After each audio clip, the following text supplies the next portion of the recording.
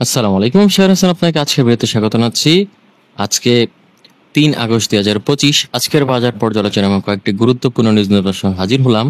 আলহামদুলিল্লাহ, আজকেও মার্কেট অনেকাংশে আপ হয়েছে, আমরা খেয়াল করছি। তার মানে মার্কেট কিন্তু ঘুরে দাঁড়িয়েছে এবং আলহামদুলিল্লাহ আমরা প্রায় প্রতিদিনই মার্কেটকে আপ হতে দেখছি। এবং সবচেয়ে বড় বিষয় হচ্ছে টাকা অঙ্কে লেনদেন, সেটাও কিন্তু অনেকাংশে বৃদ্ধি পেয়েছে। অস্বাভাবিকভাবে 1000 কোটি টাকা কিন্তু ছাড়িয়ে গিয়েছে। এবং আরেকটা বড় বিষয় হচ্ছে মূল্য বৃদ্ধিপ্রাপ্ত শেয়ারের সংখ্যা কিন্তু অনেকাংশে বৃদ্ধি পেয়েছে। তার মানে হচ্ছে আজকের দিনে সমগ্র মার্কেটটি কিন্তু পজিটিভ অবস্থানে রয়েছে এবং আমরা আশা করতে পারি যে কোনো সময় মার্কেট আরো ভালো হবে এবং আমাদের যারা টাকা হারিয়েছি আমরা সেটা ফেরত পাবো এবং কন্টিনিউয়াস মার্কেট এভাবে ভালো করার ফলে বিনিয়োগের আগ্রহ বৃদ্ধি পাবে, যেটা অলরেডি বৃদ্ধি পেয়েছে। যাই হোক, আমি সবগুলো বিষয় নিয়ে আলোচনা করব। আলোচনায় যাওয়ার আগে একটা ছোট্ট অনুরোধ করি, আমার এই ভিডিওটি যদি আপনার ভালো লেগে থাকে বা সামান্যতম উপকারে আসে তাহলে আমি আশা করবো আপনারা আমার চ্যানেলটিকে সাবস্ক্রাইব করবেন এবং আমার ভিডিওতে লাইক এন্ড শেয়ার করবেন। তো যাই হোক, আর কথা না বাড়িয়ে সরাসরি ভিডিওর মূল অংশে চলে যাই। তো আমরা এখানে দেখতে পাচ্ছি আজকে ডিএসসি সাধারণ সূচকে 92.73 পয়েন্টের মতো আপ হয়েছে।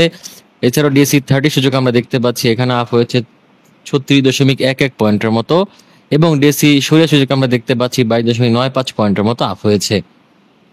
অর্থাৎ তিনটি ইন্ডেক্সে কিন্তু হিউজ পরিমাণে আপ হয়েছে। এবং আমরা যদি ইন্ডেক্স মুভারটা যদি খেয়াল করি তাহলে দেখতে পাচ্ছি ইসলামী ব্যাংক এখানে 15 পয়েন্টের মতো আপ করেছে। এছাড়াও বেক্সিমকো ফার্মা তারা কিন্তু 6 পয়েন্টের মতো আপ করেছে। পূবালী ব্যাংক 5.5 পয়েন্টের মতো আপ করেছে। Square Pharma, BSRM limited, UCB এরা মোটামুটি 4 পয়েন্টের থেকে বেশি আপ করেছে। এবং আমরা দেখছি Lafarge Holcim cement, Walton Hitech Industries এরা মোটামুটি 3 পয়েন্টের থেকে বেশি আপ করেছে এবং অলিম্পিক এবং জিপি এরা মোটামুটি 2.5 থেকে 3 পয়েন্টের কাছাকাছি আপ করেছে। এবং আমরা যদি মার্কেট ব্র্যাগারের ক্ষেত্রে দেখি তাহলে দেখতে পাচ্ছি ব্র্যাক ব্যাংক শুধুমাত্র 3 পয়েন্টের থেকে বেশি মাইনাস করেছে। এছাড়া প্রাইম ব্যাংক এবং সিটি ব্যাংক এরা মোটামুটি 1 পয়েন্টের মতো বা 2 পয়েন্টের কাছাকাছি মাইনাস করেছে। এরপরে যদি আমরা এখানে ট্রেড স্ট্যাটাসে যদি খেয়াল করি তাহলে দেখতে পাচ্ছি 218টি শেয়ার আপ হয়েছিল, অপরিবর্তিত ছিল 57টির এবং পতন ঘটেছে 124টির। এবং আমরা যদি এখানে টাকার অঙ্কে লেনদেনটা যদি খেয়াল করি তাহলে দেখতে পাচ্ছি টাকার অঙ্কে লেনদেনে কিন্তু আজকে 1137.401 কোটি টাকার মতো লেনদেন হয়েছে। একটা হিউজ পরিমাণ লেনদেন কিন্তু আজকে হয়েছে। তো গত 2 দিন যাবতই অর্থাৎ আজকে এবং গতকালও কিন্তু 1000 কোটি টাকা ছাড়িয়েছিল লেনদেন। তো এটা একটা পজিটিভ দিক বলেই মনে হচ্ছে আলহামদুলিল্লাহ। এরপর আমরা দেখতে পাচ্ছি এখানে টপ গেইনার এবং লুজারে। তো টপ গেইনার আমরা দেখতে পাচ্ছি স্ট্যান্ডার্ড ব্যাংক, তারা এখানে হল্টেড হয়েছে। এছাড়াও বিএসসি পিএলসি, তারপর এখানে বিএসআরএম লিমিটেড, মালেক স্পিনিং এটা কিন্তু হিউজ পরিমাণে আপ হয়েছে। হল্টেডের কাছাকাছি পরিমাণে কিন্তু আপ হয়েছে। অপরদিকে লুজারের ক্ষেত্রে যদি আমরা খেয়াল করি এখানে দেখতে পাচ্ছি এসিএম এলএলই সিএমএফ একটা মিউচুয়াল ফান্ড, সেটা কিন্তু তারা মাইনাস করেছে হল্টেড পর্যায়ে। শুধুমাত্র এই শেয়ারটি হিউজ পরিমাণে মাইনাস করেছে বলা যায়, আর বাকি সবাই খুবই সামান্য পরিমাণে মাইনাস করেছে। এরপর আমরা যদি এখানে টাকার অঙ্কের লেনদেনটা যদি খেয়াল করি তাহলে দেখতে পাচ্ছি টাকার অঙ্কের লেনদেনে আজকে উত্তরা ব্যাংক হিউজ পরিমাণ লেনদেন করেছে, বিএসসি লেনদেন করেছে, সিটি ব্যাংক হিউজ পরিমাণ লেনদেন করেছে, স্কোয়ার ফার্মা এখানে সবাই কিন্তু কম বেশি ভালো পরিমাণে কিন্তু লেনদেন করেছে, আমরা খেয়াল করছি। এছাড়া যদি আমরা যদি এখানে দেখি মার্কেট ম্যাপ তাহলে হিউজ পরিমাণে সব কোম্পানি বা সব সেক্টরই ভালো করেছে। আমরা দেখতে পাচ্ছি ফুয়েল অ্যান্ড পাওয়ার, এখানে এনার্জি সেক্টর, এখানে সিরামিক সেক্টর, সিমেন্ট সেক্টর, কোন সেক্টর নেই এখানে, সব সেক্টরই কিন্তু আমরা কিছু ভালো করেছে। এখানে আমরা যদি দেখি যে telecommunication sector, travel and leisure এটা সবাই কিন্তু ভালো করেছে, আমরা খেয়াল করছি। এরপর আমরা যদি এখানে ব্লক চান্সনে যদি আলোচনা করি তাহলে দেখছি ব্লক মার্কেটে আজকে ট্রাস্ট ব্যাংক ভালো লেনদেন করেছে ব্লক মার্কেটে। এখানে দেখতে পাচ্ছি যে জিকিউ বল পেন, তারপর এখানে দেখছি ব্র্যাক ব্যাংক মোটামুটি ভালো লেনদেন করেছে।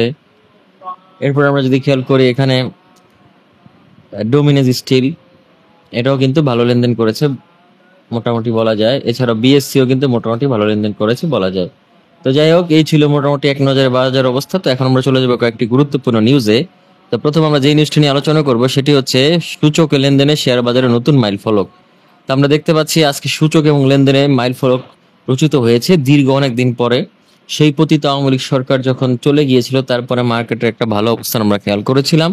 তারপরে দীর্ঘ সময় চলে গিয়েছে প্রায় 1 বছরের কাছাকাছি, কিন্তু মার্কেটের একটা পতন ছিল কন্টিনিউয়াস। তবে সেই পতনটা 1 বছর পরে আবার সেই দুঃখ ভুলে যাচ্ছি আমরা, যেহেতু 5ই আগস্ট আসতে যাচ্ছে সামনের দিকে, অর্থাৎ 1 বছর হয়ে যাচ্ছে আমাদের এই নতুন সরকারের। তো সেই ক্ষেত্রে আমার মনে হচ্ছে যে কেন জানি মার্কেটটি আরো ভালো হবে সামনে। তো আজকে মোটামুটি আমরা দেখতে পাচ্ছি 1137 কোটি টাকার মতো লেনদেন হয়েছে, একটা হিউজ পরিমাণ লেনদেন। এবং এটা কিন্তু আমরা দেখতে পাচ্ছি বাজারের জন্য ইতিবাচক। আজকে পয়েন্টও বৃদ্ধি পেয়েছে অনেক, এবং শেয়ার যেগুলি রয়েছে মূল্যবৃদ্ধি শেয়ারের সঙ্গে কিন্তু বৃদ্ধি পেয়েছে অনেক অংশে। এখানে যেটা বাজার বিশ্লেষক বলছেন, সাম্প্রতিক সময়ে মুদ্রানীতির স্থিতিশীলতা, মুদ্রাস্ফীতির ক্রমাগত হ্রাস এবং জাতীয় নির্বাচনের ইঙ্গিত বিনিয়োগকারীদের আস্থা ফেরাতে ভূমিকা রেখেছে। পাশাপাশি কিছু কোম্পানি আর্থিক প্রতিবেদন, ভালো আশায় ডিভিডেন্ড ঘোষণার প্রত্যাশা এবং ব্যাংকগুলোর সুদের হার সামঞ্জস্য আনার উদ্যোগ বাজারে তালর বলাতে সাহায্য করেছে। এছাড়া আরো বলছেন, দেশের বাজারে নতুন করে কিছু বড় বড় বিনিয়োগকারীর আগমন মিলেছে, পাশাপাশি আগে নিষ্ক্রিয় থাকা বিনিয়োগকারীরাও সক্রিয় হয়েছে। তো মূলত একটা বিষয় হচ্ছে, বিগত সময়গুলোতে আমরা খেয়াল করেছি যে বিএনপি সরকার আসলে কিন্তু দেশের শেয়ার মার্কেট ঘুরে দাঁড়ায় বা ভালো করে, অনেকাংশে মূল্য বৃদ্ধি পায় এবং পয়েন্টও প্রায় অনেকাংশে বৃদ্ধি পায়, 8,000 পয়েন্টও হয়ে যায়। কিন্তু এরপরে যখন আবার আওয়ামী লীগ সরকার আসে তখন সেটা পতন করতে করতে একদম তলানিতে নেমে যায়, এরকম আমরা কিন্তু খেয়াল করেছি। তো যেহেতু বর্তমানে এখন আর আওয়ামী লীগ সরকার নেই, সেহেতু বিএনপি সরকার আসার সবচেয়ে বেশি সম্ভাবনা রয়েছে। তো সেই ক্ষেত্রে আসলে অনেকেই আশা করছেন, বিশেষ করে ব্যবসায়ীরা, যে সামনের দিনগুলোতে বিএনপি মূলত ব্যবসা বান্ধব একটা, বিশেষ করে শেয়ার মার্কেট বান্ধব একটা সরকার হিসেবে গড়ে ওঠে। সেই ক্ষেত্রে আশা করা যাচ্ছে সামনের দিনগুলোতেও শেয়ার মার্কেট আপ হবে, এবং যখন নির্বাচন হবে, সরকার পরিবর্তন ঘটলে তখনও মার্কেটটি পজিটিভ থাকবে বলে মনে হচ্ছে। যাই হোক, এর পরবর্তীতে আমরা যেই নিউজটি নিয়ে আলোচনা করব সেটি হচ্ছে আগামী 5ই আগস্ট ব্যাংক ও শেয়ার বাজারে ছুটি। তো মূলত এটা একটা জাতীয় ছুটি। 5ই আগস্ট আমরা জানি যে 36শে জুলাই, যেটা আমাদের যে আন্দোলন হয়েছিল, স্বৈরাচার বিরোধী আন্দোলন, সেই আন্দোলনের 1 বছর পূর্তি হবে 5ই আগস্ট। সেই 5ই আগস্টে জুলাই গণ অভ্যুত্থান দিবস হিসেবে ঘোষণা করা হয়েছে এবং এটা একটা জাতীয় ছুটি হিসেবে ঘোষণা করা হয়েছে। তো সেই ক্ষেত্রে সকল রকম সরকারি অফিস আদালত, এছাড়াও স্কুল কলেজ সবকিছু কিন্তু বন্ধ থাকবে নির্বাহী আদেশে। তো এটা হচ্ছে বিষয়। যাই হোক, এর পরবর্তীতে আমরা যে নিউজটি নিয়ে আলোচনা করবো সেটি হচ্ছে বিক্রেতা উধাও 3 কোম্পানির। তো মূলত আমরা দেখতে পাচ্ছি যে 3টি কোম্পানি বিক্রেতা উধাও হয়ে গেছে, অর্থাৎ তারা হল্টেড হয়েছে। তারা কারা? তারা হচ্ছে Bangladesh submarine cable, Regent textile ও স্ট্যান্ডার্ড ব্যাংক। যাই হোক, খুবই ভালো একটা নিউজ এই কোম্পানিগুলোর জন্য। এখন দেখা যায় সামনে দিনগুলোতে কি হয়। তো যাই হোক, এর পরবর্তী আমরা যে নিউজটি নিয়ে আলোচনা করবো সেটি হচ্ছে 3 আগস্ট ব্লকে 5 কোম্পানি বড় লেনদেন। তো মূলত আজকে 5টি কোম্পানির ভালো লেনদেন হয়েছে। আমরা দেখতে পাচ্ছি এখানে সেই কোম্পানিগুলো হচ্ছে trust bank, GQ ball pen, BRAC bank, Bangla shipping corporation এবং ডোমিনেজ স্টিল। তো আপনারা চাইলে এই সকল শেয়ারগুলোতে নজর রাখতে পারেন। আশা করছি এখান থেকে আপনারা ভালো কিছু গেইন করতে পারবেন। তো যাই হোক, এর পরবর্তী আজকে যে নিউজটি নিয়ে আলোচনা করবো সেটি হচ্ছে বিএসইসি কে ঘিরে তৈরি হচ্ছে শক্তিশালী ওভারসাইট বডি। তো মূলত বিএসইসি অতীতে বেশ কিছু, আমরা বলতে পারি, বিতর্কিত সিদ্ধান্তের কারণে কিন্তু শেয়ার মার্কেটের ক্রমবর্ধমান পতন হয়েছিল, এবং সেই পতনের কারণে কিন্তু আমরা বিএসইসি কে অনেকাংশে দায়ী করতে পারি। তো সেই পতন, এবং এছাড়াও বিএসইসি বিভিন্ন সময় দুর্নীতি করেছে, এবং তাদের এই দুর্নীতিকে রোধ করার জন্য বা অস্বচ্ছতাকে দূর করার জন্য বা স্বচ্ছতা আনয়নের জন্য এই বিএসইসি কে নজরদারির জন্য একটা আলাদা বডি তৈরি করার কথা চিন্তা করা হচ্ছে। অর্থাৎ তারা বিএসইসি কে নজরদারি করবে, এবং বিএসইসি যদি কোনো প্রকার অন্যায় সিদ্ধান্ত গ্রহণ করে তাহলে তার বিরুদ্ধে একটা অ্যাকশনে যেতে বাধ্য হবে, বা তারা বিএসইসি কে সুপারিশ দিতে থাকবে যে কিভাবে করে শেয়ার মার্কেটকে ভালো করা যায়।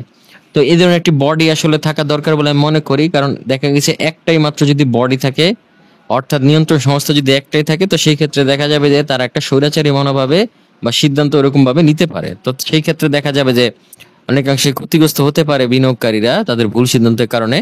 তো এই ক্ষেত্রে কিন্তু আশা করছি যে এই ধরনের একটা সিদ্ধান্ত পজিটিভ হিসেবেই দেখা হবে। তো যাই হোক, এই ছিল মোটামুটি আজকের বাজার পর্যালোচনা এবং কয়েকটি গুরুত্বপূর্ণ নিউজ। আশা করছি আজকের এই বাজার পর্যালোচনা এবং গুরুত্বপূর্ণ নিউজ আপনার ভালো লেগেছে।